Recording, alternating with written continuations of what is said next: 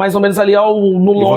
Você, desculpe a minha pergunta, mas é que é importante. O bom jornalismo ele tem que jogar luz nessas temáticas que são muito caras para a sociedade. Sim. Essa é a verdadeira função do bom jornalismo. E você observava que não era nem velado. Não, nunca foi. O racismo não é velado no Brasil.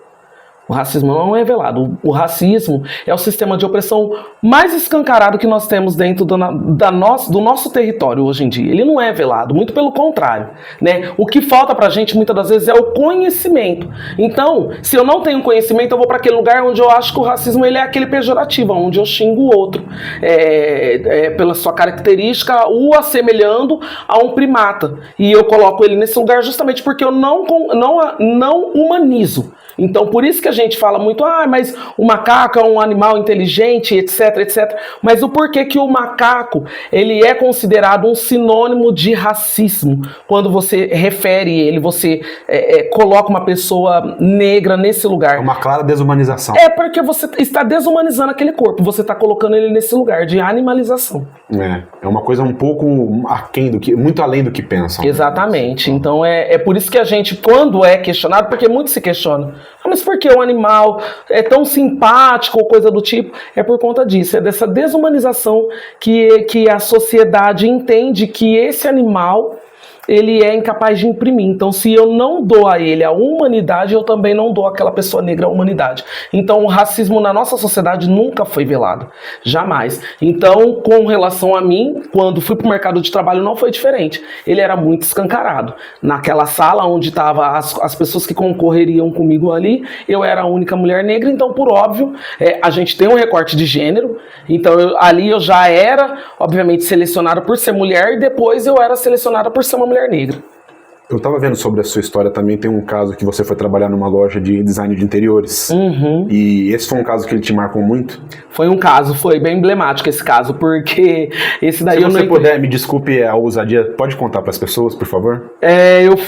Nesse caso, eu tinha uma grande amiga, que eu trabalhei numa loja de interiores, a convite dessa grande amiga, e ela me proporcionou uma possibilidade de alcançar novos espaços, novas possibilidades, novas portas.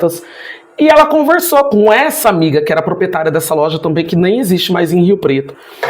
E ela falou, olha, eu tenho uma pessoa muito importante, ela é extremamente ativa, ela tem o currículo que a loja procura, então eu tô te indicando ela. E ela deixou tudo acertado, inclusive ela falou pra mim, Cláudia, eu já falei que elas me chamam de Cláudia, eu já falei com a fulana de tal, tá tudo certo, você só vai lá pra vocês negociarem o valor de salário, mas tá tudo certo, a vaga já é tua, pode ir. E aí eu fui pra loja, me arrumei, né, no outro dia de manhã, me arrumei, tomei banho, me penteei, me maquiei, me produzi para chegar lá pensando que eu sentaria a uma mesa pra gente negociar salários, valores.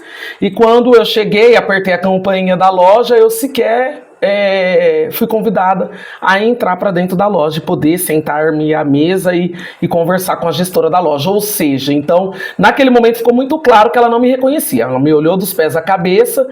Pois não, eu falei, eu sou a Claudionora, que veio falar com a fulana de tal sobre a vaga que está disponível, que ela conversou com uma amiga dela. Aí ela pegou e falou assim, tá, você trouxe seu currículo? Falei, trouxe, tá aqui meu currículo. Ela falou, então tudo bem, pode entregar o currículo aqui, assim que der certo a gente te retorna. Então, quer dizer, a vaga era minha, né?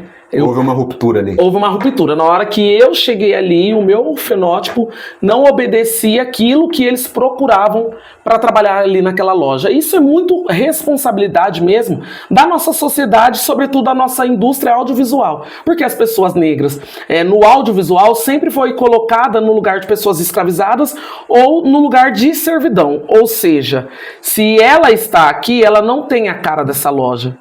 Ela tem para trabalhar na frente como o rosto dessa loja. Porque assim foi conforme o nosso sistema audiovisual foi construído, colocando as mulheres negras ou na cozinha, ou as mulheres negras em lugares de subalternidade, ou até mesmo hipersexualizando o corpo dessas mulheres negras, onde era aceitável que o patrão tinha uma relação extraconjugal com a empregada doméstica e etc. Então, o nosso rosto nunca pôde ser estampado ao lado de grandes marcas e grandes nomes. Então, o meu rosto não era o rosto para aquela loja, que na ocasião era uma das grandes lojas aqui. Essa questão questão, ela trouxe sequelas graves para a sociedade, então, pela própria indústria do audiovisual. Ah, sim, sem sombra de dúvida. Sem sombra de dúvida. A indústria audiovisual foi uma das grandes responsáveis, né, pela essa manutenção da institucional do racismo. A gente não pode negar, é inegável, porque são esses os lugares onde sempre foram colocadas pessoas negras. Quando não, era até muito comum que se pintava o ator de negro,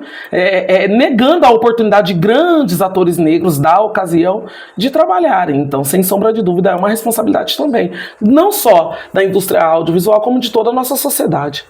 Como que para a pessoa quando ela passa por uma situação de racismo assim?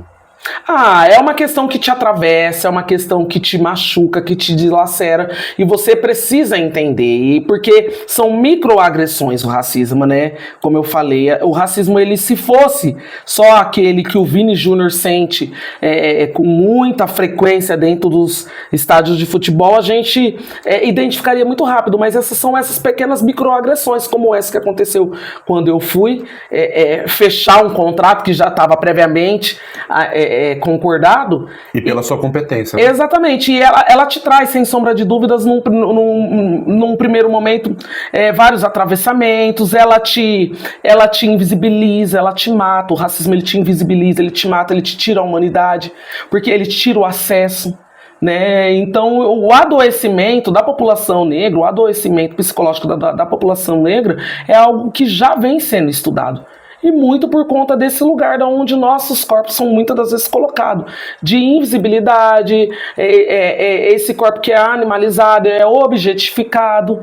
Então as sequelas psicológicas, sem sombra de dúvida, são gigantescas, né? E aí você precisa de todo um trabalho, de todo um aquilombamento, precisa encontrar com os seus, conhecer da sua história, porque é um povo que conhece a sua história, ele não está fadado a repeti-la, pelo menos, né? Ele precisa conhecer, e aí a gente vai entendendo que as pessoas negras, ao contrário de que do que foi construído ao longo de toda uma educação escolar, nós não somos descendentes de pessoas escravas, nós somos descendentes de reis e rainhas, e aí você vai tomando posse daquilo e vai acreditando naquilo que você conhece, na sua verdadeira história, e não a história contada através dos olhos, da lente do colonizador. Isso é o que fortalece a gente. Mas antes disso, isso dilacera, te machuca, enfim.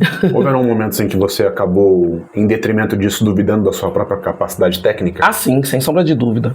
Né, a confiança é uma coisa até que a gente discutiu no último final de semana lá em São Paulo, no primeiro Summit Mulheres nas Profissões. A confiança é uma coisa que ela não é trabalhada na mulher, e muito menos nas mulheres negras, nas pessoas negras. Você não é criado para confiar em si, você não é criado para ocupar espaços, você é criado num primeiro momento ali para servir, né? Porque foi esse lugar onde você conheceu essa sua rede de apoio ali. Você conhece a sua mãe, a sua avó, o seu pai, são pessoas que serviram e que, por não conhecer a sua história, acredita que aquela é a sua sentença.